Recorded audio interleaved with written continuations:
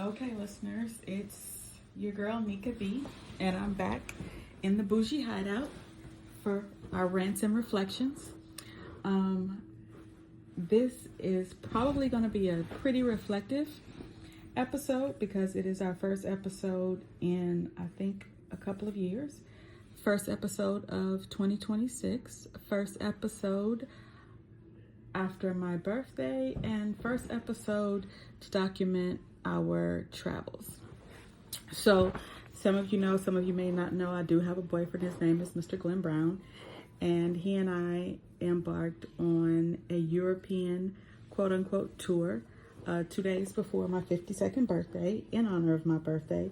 And we've been enjoying the sights of Paris, and then today we jaunted over to Rome. So, I'm going to do a little interview with Mr. Brown, and then after that, I'll get back to you with my rants and also my reflections. Okay? So let's start. Glenn, how are you? I'm doing fine. Can you tell us a little bit about yourself? Well, what do you want to know?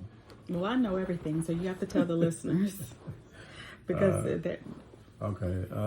Well, I was in the military. If we want to go back that far, I was in the military 22 years and retired. And then I started working for Westgate almost 21 years, over 21 years ago. And then I seen you, and you seen me, and you know we've been doing our thing. Okay, so you've often said I need to put you on my podcast, so you're on my podcast. So what is it? Tell me. It's kind of hard to interview a person that you know everything about because, like, I feel like I'm kind of being corny asking some questions, but I will say that I don't know why this came to mind, but Lori often always says Pastor Brown because she says that your meetings are very inspirational. So can you tell me a little bit about, for those of you who don't know, he has excelled at sales to the point of being sales director. Most recently, he's been the unofficial official trainer of TOs at so far 3 of our Westgate resorts, and he's pretty much the go-to guy. If a person is unsure how to handle an objection, he's pretty much the person who can teach, who will teach them how to do those things. If a manager's on the table and he's in the thick of it and he can't get the deal, Glenn is usually the person that they send. I call him the recon man. He's the one who goes in and closes the table. He doesn't do it as often now, and then I'm also a little bit busier than I used to be before, to a certain extent. Not as busy, but busier, if that makes any sense. But I will say that, I've always said watching you on a table is a thing of beauty, because you come in as the Marine when you have to. You come in as the nice guy when you have to, but you're always closing. So for the people out there who are maybe not even in the sales world, but just in situations where they need to close, what are some of the things you can say to inspire those people? Well, the thing is, I've never been in any type of sales in my life. This was a first for me, but my mom raised me to believe, which she is the strongest still, even though she passed away at the end of May. But she's the strongest black woman I ever met in my life. And she told me that anything that you put your mind to, you can do. So when I came into this business of sales, I wanted to excel and be the best. So the best advice I give my team and that I can give your listeners is that you never sell yourself short. Never say that you can't. Can is not in my vocabulary because it creates the doubt. And anytime you have can't and doubt, you set yourself up for failure. So the thing I'll tell my team is that, it's not how you fall, it's how you get up. And even if you go and you try something and you don't succeed the first time, don't just hang your boots up and be done. That's one thing I said that the Marine Corps taught me, that, that you're never done. You just got to keep going and going. And this is what I train managers to do now, is when one door closes, open another one. Another door closes, open another. And you keep doing it until you finally get a door that opens up, and then you can go through that door and close the deal. But that takes a lot of just resilience. Just go in there and say, I'm not going to be beat. I'm going to be number one. So everybody has it in them. You just got to pull it out of you. And I tell everybody that, so there's no one person that has it more than the other. It's just the one person that's doing it more than the other is found and tapped into their inner resources. So everybody has it in them. You just got to tap into it. Don't quit is what I'm getting at. Okay, that's pretty amazing. I can use some of that myself. As you know, I have my hands in all sorts of things. And biggest thing is, I'm a night owl. At night, I'll be laying there and I'll have an idea, and there's a stack of notebooks, and I'll scribble, write. So we'll get into more about me later. But let's reflect on the past week. We embarked on this vacation January 11th to be exact. And here we are a week later, just left Paris. Now we're here in Rome. So tell me about your thoughts on Paris. Paris was nice. It's a different, I don't know, it's kind of hard to describe in words. It really actually started before Paris. It just started in our preparation, getting ready for the trip. How we flew over here to the trip, to Paris. And then once we got here, we just boots to the ground running. And the thing is that we ain't stopped. This is the first time really we've stopped since we've been on vacation. We've seen things that I probably wouldn't have never seen in my lifetime. We did the Eiffel Tower, which is beautiful. If you've never done that, I would suggest anybody go do that. We did on your birthday, obviously we did the beautiful romantic boat cruise where I'm not sure of the name of the river that we La Seine, okay. But I had the lady come and sing you happy birthday, and we ended to sail through the night. Just beautiful. Just the atmosphere was beautiful. Everything was beautiful about it. And then we seen Queen of Versailles Castle, which that was incredible. Just to know somebody lived in that huge place. And it was so beautiful, and then we met up with your brother there. That made it even more special right there. What up, Ed? We met up with him. And so, the whole experience as far as Paris, the food, the customer service, the way folks are over there, everybody's just, they're just in their own little world, but not in the way where, what I mean by that, in their own little world, it's like they don't have a worry. It's like everybody's just doing their thing, man. Nobody was, being rude or anything like that. And we just was having a ball. And the only little hiccup we had was when we was leaving, but we made good of that because now here we are in Rome, so it's been really nice. Okay, all right. So, something you talked about was the Palace of Versailles. So, for those of you guys that do not know, in my full-time life, I am a grateful employee of Westgate Resorts. May will be 15 years that I've worked there. Glenn, as he said, has worked there over 21 years. And our founder founder, Mr. David Siegel, may he rest in peace, is building a mini replica of the Versailles Palace. His wife actually had a play on Broadway named The Queen of Versailles. So for me, visiting Versailles, like I couldn't go to Paris without going there. Did you feel kind of like that? Yeah. Yeah. You know, like.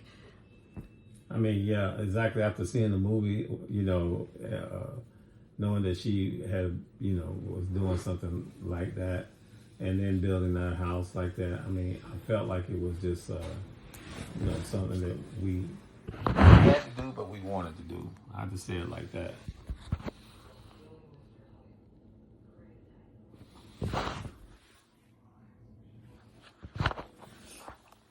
I agree. It was like the bedrooms were, I mean, now the ceilings were amazing, wouldn't you say?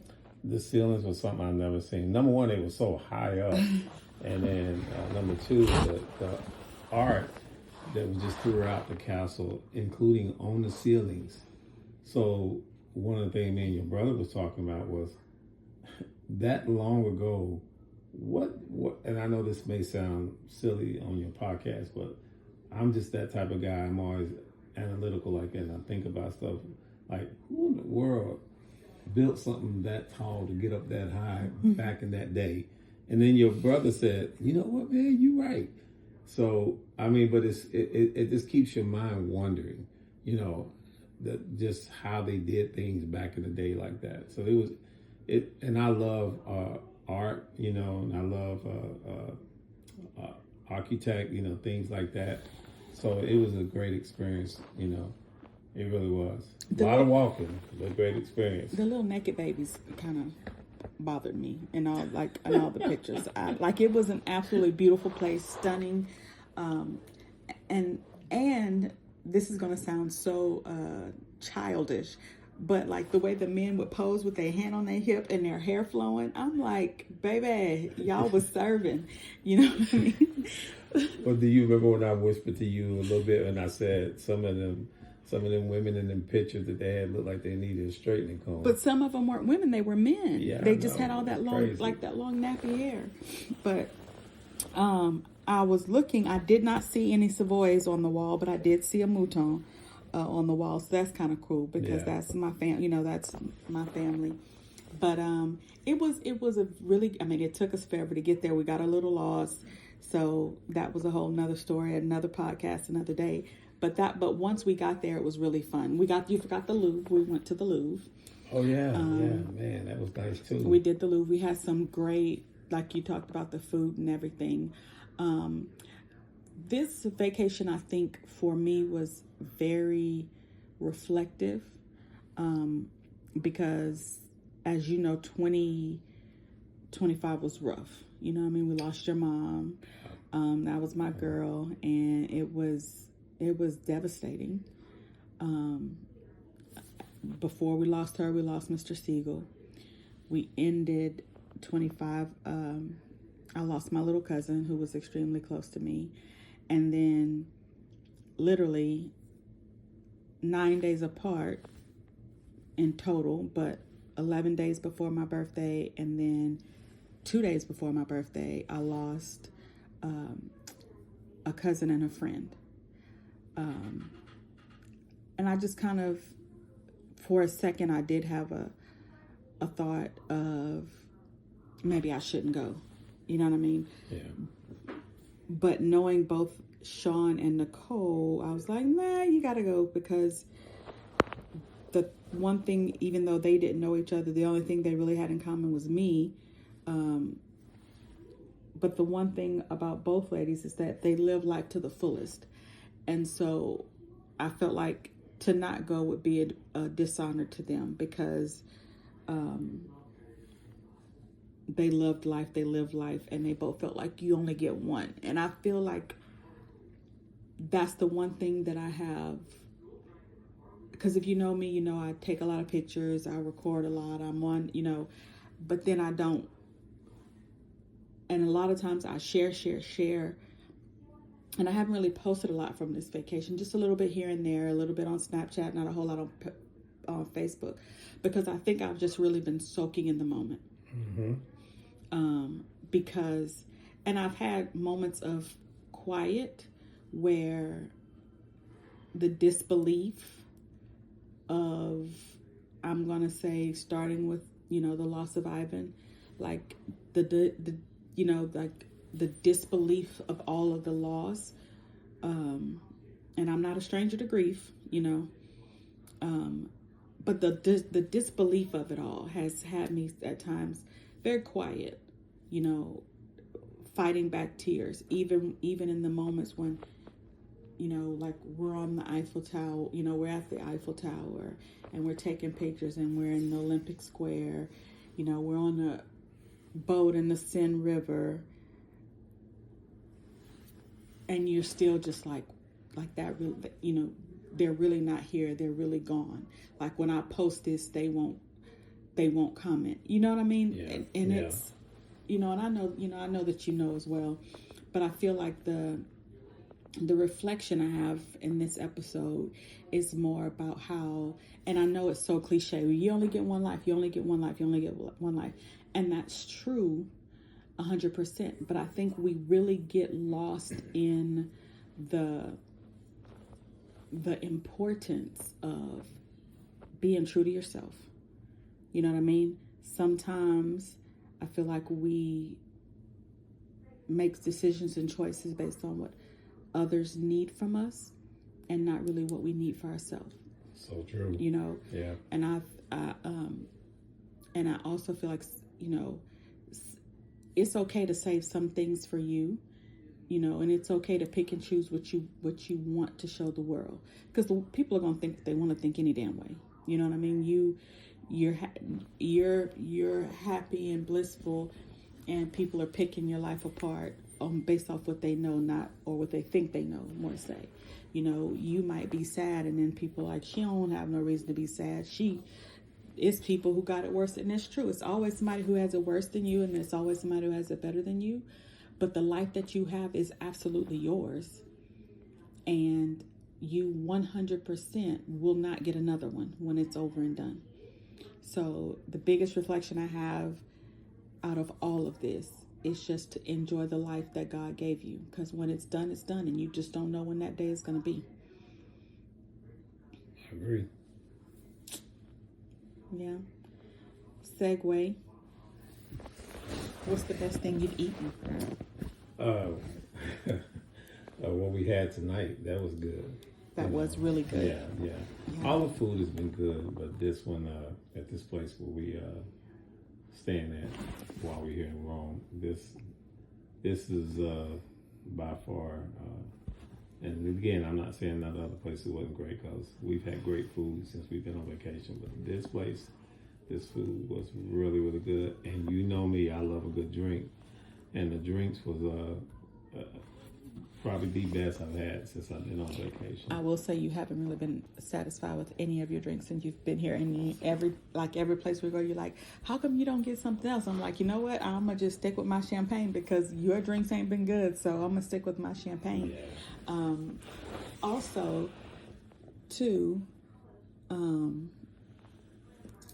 if you know me, I love spaghetti. I love spaghetti. And so, of course, I'm in Rome, and the most basic American thing ever to do is ask for spaghetti, and then I had to have the meat sauce. And they made it with meat sauce, even though it's not on the menu. So that alone gives them a 10 out of 10. Yeah. Because he was like, I can get them to make a bolognese. Like, it's no problem. And I'm like, yes, thank you. And it was delicious. Didn't need salt and pepper, because we have been using a lot of salt and pepper while we're on vacation. Neither one of us used salt and pepper tonight. Right. And that was a plus. We said somebody black there was cooking. I usually like to end with a reflection, but we already got my reflections out of the way. So this week we're going to end with a rant. You have a rant? I don't know what that means, but I do. Okay, well, tell me what it means. So a rant is like something that just like grinds your gears, that just pisses you off. Oh, I wasn't going to say nothing to piss me off. I was actually going to say something to the guys out there in your audience, if that's okay. Of course. One of the things I had put on my Facebook, I had said,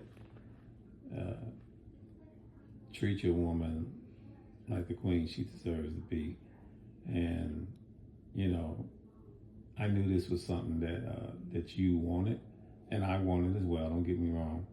But one of the things I just want to reflect real quick on something you said, but my mom told me, because